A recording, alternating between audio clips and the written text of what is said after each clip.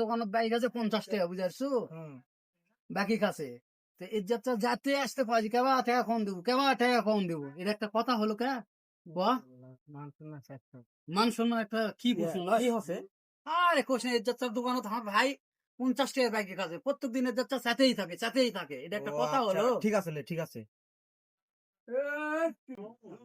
ওই তোমরা শুনেছেন পাইলটের ভাইয়ের বলে 5,000 টাকা জরিমানা দেওয়া লাগছে, বুঝতে পারছেন?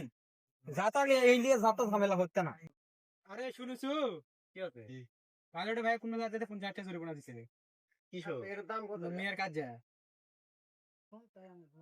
কিভাবে এত টাকা জরিমানা লাগলো জানি না হয়তো আমার কথা তাই?